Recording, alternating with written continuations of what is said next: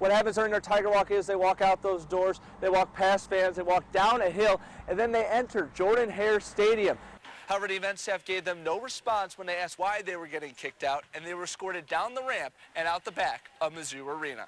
Garrett, Tristan, and their friend Hayden Lee were driving to a friend's house one night in January.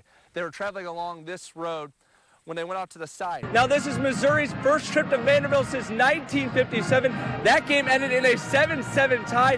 Neither team completed a forward pass. Now, these two teams will do a lot more than that. They'll need help from the most unreliable expert in all of sports, the BCS.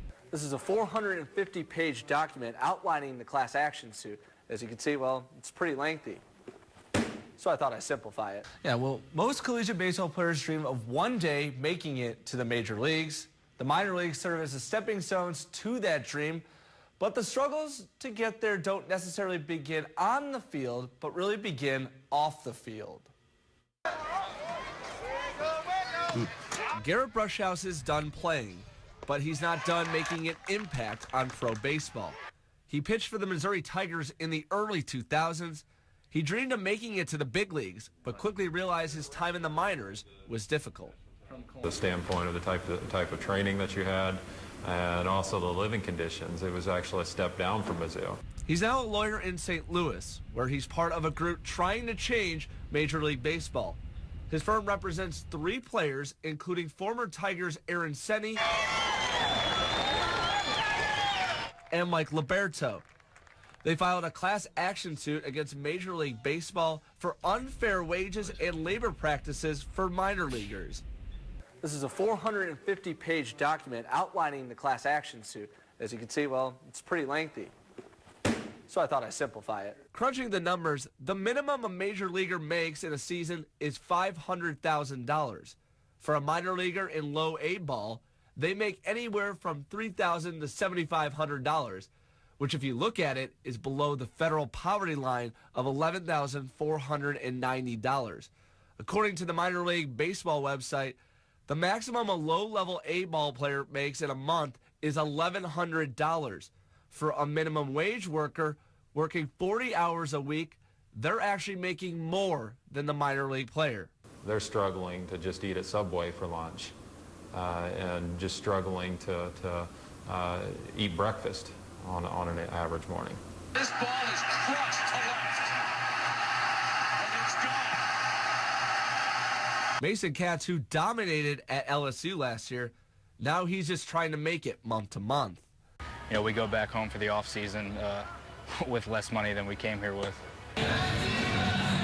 You also have to take into account minor leaguers don't get paid overtime. Despite working 50 to 70 hours a week, they are only paid in the 5 months they play and aren't even paid for any extra training they do, even spring training. But how does one go about this? There's no minor league baseball union. Brushhouse says most players fear complaining. When you're just one person, who are you supposed to complain to? It's very, very hard when you're a young player that's chasing a dream to really try to change that system as a current player. And for players like Katz, the living situation for most players is a disaster. Guys would pile 5, 6 guys into a 2-3 bedroom apartment and a lot of times be sleeping on air mattresses. Some of them sleep in living rooms of the apartments with no other real furniture in there. And that just didn't really make sense to me. But some players may not agree with the current conditions, but certainly understand the opportunity in front of them. When it all comes down to it, we're playing for the opportunity to one day make it. And that's why what we signed up for, I guess. I have a degree, and so in some respects, I probably could have gone out and gotten a job that would be making more money, without a doubt. But this is my passion. I mean, this is something that I love to do, and I've done it since I was 5 years old. Brushhouse is trying to achieve small changes that will make a big difference. You know, it would help us out in the off season, being able to focus on baseball so we can come here more prepared rather than, okay, I got to work a job all day and I got to go hit at 9, 10 o'clock at night just in order to stay fresh. We aren't seeking to turn every minor leaguer into a millionaire here. We're just seeking that they comply with the same laws at McDonald's and same laws that Walmart are complying with, where they're just paying a minimum wage to these guys in overtime. So they aren't going to suddenly get rich. The minor leagues are still going to be a proving ground. And this is really only in the planning stages. Brush House says this could take years before anything substantial happens. You have about 10 times. No matter the situation, Cameron Shower's mindset is the same. One of those kids that goes 100 miles an hour at 110% all the time. When she was little, I used to always say she was like Bam Bam. And so I would come with Cam Cam. That constant energy doesn't stop, especially when watching the Missouri Tigers and her favorite player, Emily Crane. She's a really hard worker, and all the time that she's on the field, she always looks like she's giving her hardest. But on March 28th, Crane sprained her MCL going after this fly ball. Finding out she would miss 2 to 3 weeks, Emily needed something to lift her up. In comes Cameron. They all lined up and high-fived us. Well, after that, she walks up to me and gives me a TY Beanie Baby, and it's a tiger, and a card, and it says, like, I hope you get better. I can't wait to see you out on the field again. Love, Cameron, and my friend Tara. And it was such a cute little card. And so that whole game, I held the tiger. Its name is Oasis, and I was trying to make sure that I wanted her to know that I really appreciated it, and I wasn't just showboating it, but I wanted her to know that I really cared about it. So I was like, I'm gonna sit this tiger by me the whole game. And it really did mean a lot. However, a day later, Crane found out young Cameron broke her arm in her own softball game, prompting Crane to give her a tiger that helped her get through an injury in high school. She gave me this tiger, and I really liked my tiger that I had from surgery, but I was like, she needs this tiger more than me. Did it come out? Just for a second, then went back in. But instead of just sending the tiger to Cameron, Emily and her teammates made a surprise visit to the hospital with the tiger in what seemed like a dream to Cameron. I thought I was asleep at first because of the medicine I was on, and I didn't think that they were really there. I was really surprised.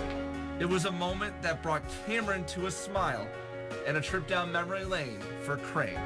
And I just told her that, these girls look up to you guys. And I just thought that was awesome that they could do that for them, and that what great role models they are for the girls. Growing up, you're that kid. You're the kid who looks up to everybody. And I always told myself that I wanted to be like those people. I'm just really happy to see that, the way that my little tiger helped me through my surgery 2 years ago is keeping a smile on her face. Because, it's tough, being a kid and you want to play. I want to play now, but it's different because they think it's the end of the world, and I'm just really happy that I could help in some way. An incident like that can go such a long way with a young kid. It can touch them for the rest of their life, and I'm proud of her for doing it. Makes me feel like I'm an important part of her life, like I'm really special to the team and stuff. Now from the Ford Sports Desk, KOMU8 Sports.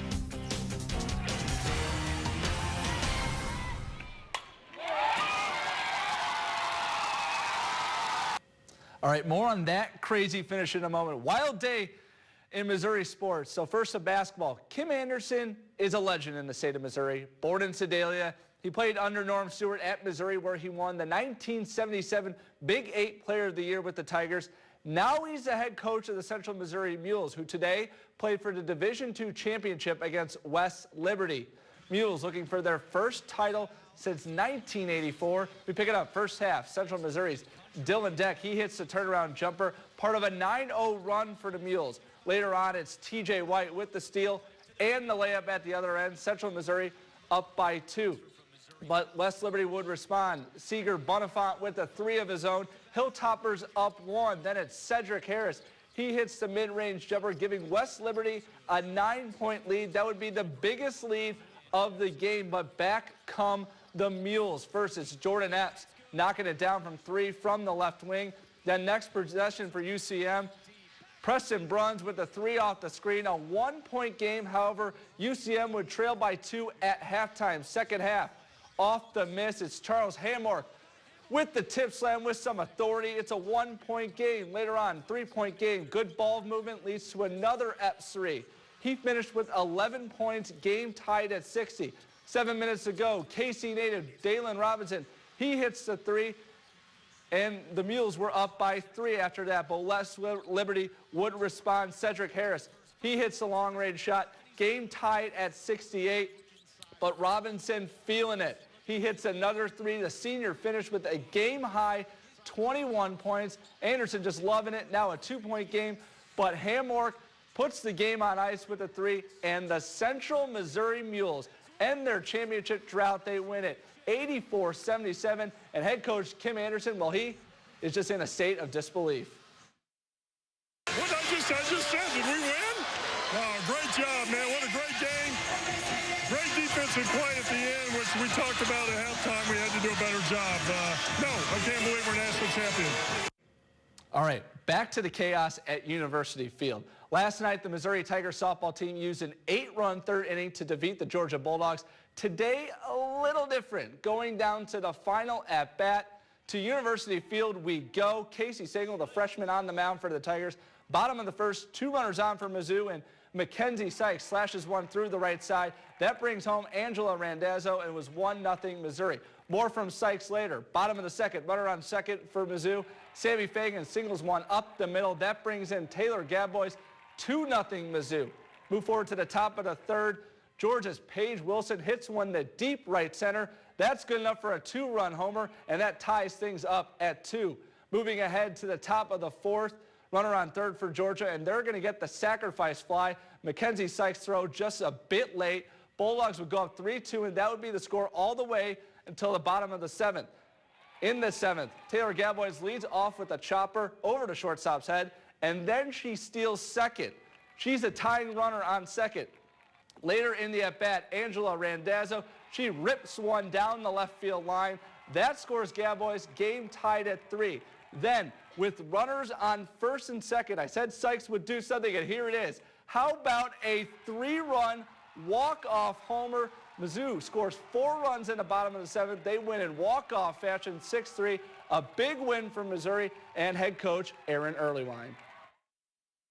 We've lost so many of these heartbreaking games that the law of averages was just bound to catch up for us to win one of them. And sometimes that's all it takes to get a team, feeling good and confident and playing a little bit better. It's just fun. It's, there's no other feeling like it. It's just fun to get a good team win, and that's all we wanted. It wouldn't have mattered who hit that ball or if it had gone over, if it would have been a double, whatever. Just as long as we got the win, that's all that matters. And former Auburn Tiger and Kansas City Royal Bo Jackson watching Missouri and Auburn on the baseball diamond. Mizzou looking for the sweep. Bottom of the first, it's Demek Tomshay with an RBI single through the right side. Jordan Ebert crosses the plate. Auburn up 1-0. Move forward to the top of the third. 2 on for Missouri. And Logan Pearson squibs one just out of the reach of the second baseman. Jake Ring scores on the play, and that would tie the game at 1. 2 batters later now for Mizzou. Runners on first and second. And Dylan Kelly is going to slap one into left field with the runners going. Eric Anderson would score on the play, and Missouri would take a 2-1 lead. However, Auburn would eventually get to Missouri ace Brett Graves. Bottom of the fourth now, 2 on, nobody out, and Auburn's Keegan Thompson singles through the hole in the right side. Blake Austin would score, game tied at 2. Now 2 batters later, J.J. Schaefer for Auburn. He's going to bloop one into right. That would score Daniel Robert. And Auburn had a 3-2 lead. Now, next batter, Mizzou looking to get out of the inning, and this looks like to be a double play ball, but it goes directly off Graves. Shortstop has no play. Everyone's safe. Auburn up 4-2. They would add 3 more in the 6th and defeat Missouri 7-3. However, Mizzou gets the series win, taking 2 of 3 from Auburn. And that's going to do it for sports.